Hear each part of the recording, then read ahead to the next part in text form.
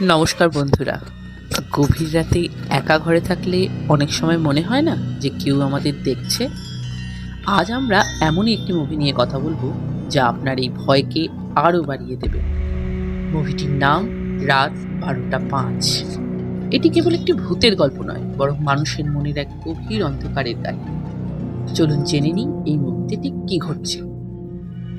গল্পের প্রধান চরিত্র নীল। সে পেশায় একজন গ্রাফিক ডিজাইনার এবং শহরের একটি ফ্ল্যাটে একাই থাকে।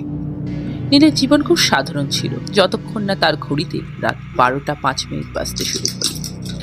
ঠিক এই সময় থেকেই তার ফ্ল্যাটে শুরু হয় অদ্ভুত সব কাণ্ড কারখানা। নীল লক্ষ্য করে প্রতি রাতে ঠিক 12:05 ঘরের আসবাবপত্র নিজে থেকেই নড়ছে, কল খুলে জল পড়তে, অথচ কেউ নেই। আয়নায় সে নিজের পিছনে কারোর ছায়া দেখতে পায়। মুভিটির পরিচালক এখানে কোনো সস্তা ভূত না দেখিয়ে শব্দের কারসাজি ও আরো অন্ধকারের মাধ্যমে অদ্ভুত ভয় পরিবেশ তৈরি করছেন। নীল প্রথমে মনে করে এগুলো তো কাজের চাপ, ডাক্তারদের কারণেই হওয়া হ্যালুসিনেশন। কিন্তু ঘটনাগুলো যখন অসহনীয় হয়ে ওঠে, তখন সে বুঝতে পারে যে এই ফ্ল্যাটের সাথে কোনো পুরনো রহস্য জড়িয়ে আছে। এবার আসা যাক সব থেকে বড় টুইস্টে। মুভিটি আমাদের ভাবায় ভয় কি বাইরে থেকে আসে নাকি আমাদের ভিতর থেকে।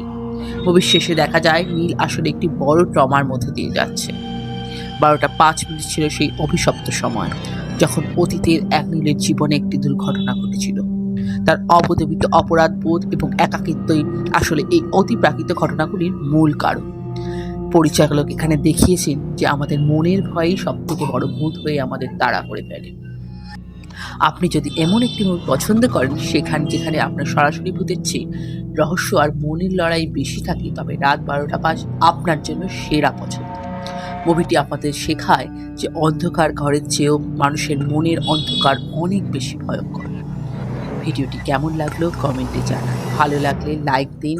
এমনই মুভি এক্সপ্লেনেশন পেতে চ্যানেলটি সাবস্ক্রাইব করুন। দেখা হচ্ছে পরের ভিডিও। নমস্কার।